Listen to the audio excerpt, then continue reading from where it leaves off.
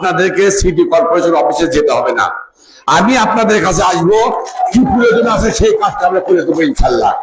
আর একটা কথা শুনলে আপনারা খুশি হবেন, এই যে গোয়াহিল রোডটা, এটা নিয়ে আপনি খুব পেরেশানিতে আছেন, তাই না? আগামীকাল আমার নেতা, প্রিয় নেতা জনাব রেজাউল করিম বাদশা এবং আমি সকাল 10টায় এই রোডের কাজ উদ্বোধন করবো ইনশাল্লাহ। ঈদের 2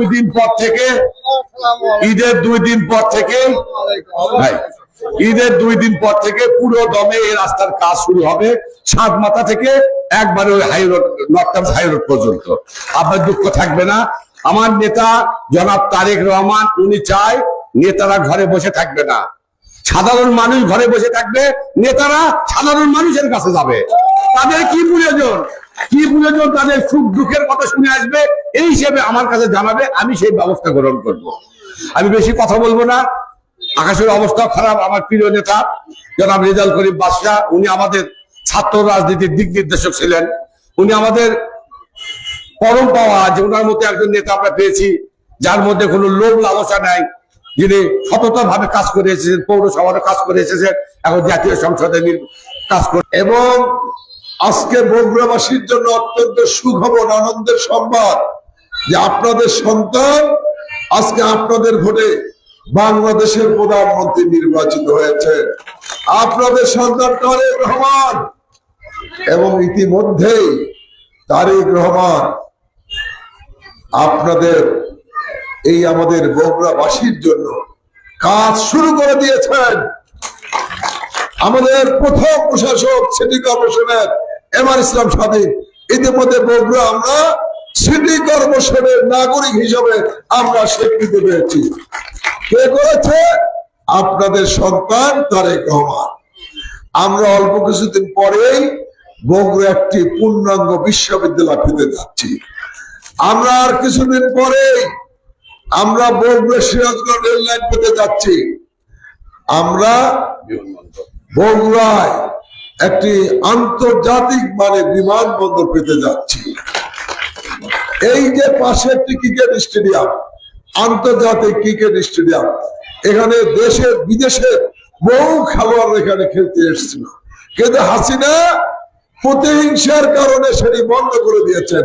সেটি ইনশাল্লাহ আবার পুনরায় চালু হবে এবং অবিলম্বে এই এলাকা আবার উন্নতি লাভ করবে, খেলা হবে। যে বগুড়ার মানুষের জন্য অনেক কাজ শুরু করে দিয়েছেন আমাদের প্রিয় নেতা, আমাদের বগুড়ার মানুষের অহংকার, গর্ব, বাংলাদেশের প্রধানমন্ত্রী জনাব তারেক রহমান। আপনার তারেক রহমানের জন্য সবাই দোয়া করবেন, তারেক রহমান যেন আল্লাহ পাক তাকে সুস্থ রাখে, দীর্ঘায়ু করেন, আপনারা দোয়া করবেন। এবং আমাদের শহীদ রাষ্ট্রপতি জিয়া রহমান, এই বগুড়ার সন্তান, তার জন্য দোয়া করবেন। আমাদের প্রিয় মাতা বেগম খালেদা জিয়া, তার জন্য দোয়া করি। আমি আপনাদের সকলের জন্য দোয়া করি, আল্লাহ পাক আপনাদের সকলকে ভালো রাখুক, সুস্থ রাখুক, সবাইকে আল্লাহ দীর্ঘায়ু দান করুন।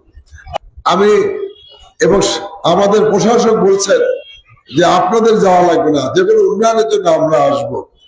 বিএনপি এদেশের মানুষের কল্যাণে কাজ করে, বিএনপি উন্নয়নের জন্য কাজ করে।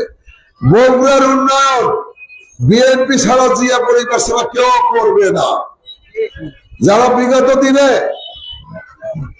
আওয়ামী লীগকে ভোট দিয়েছিল তারা দেখেছেন 17 বছর বগুড়া আওয়ামী লীগ কিছু করে নাই।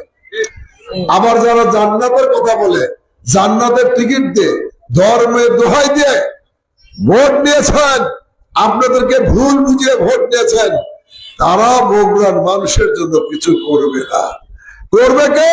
বগুড়ার সন্তান তারেক রহমান, আপনাদের সন্তান তারেক রহমান, তিনি বগুড়ার উন্নয়ন করবেন।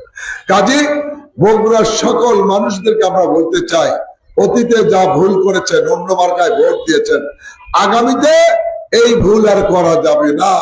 তারেক রহমানের হাতকে শক্তিশালী করতে হবে, তারেক রহমানের দেখিয়ে দিতে হবে যে বগুড়ার মানুষ সব তারেক রহমানের, বগুড়ার মানুষ বিএনপি, বগুড়ার মানুষ ধানের শীষের। কি বলে?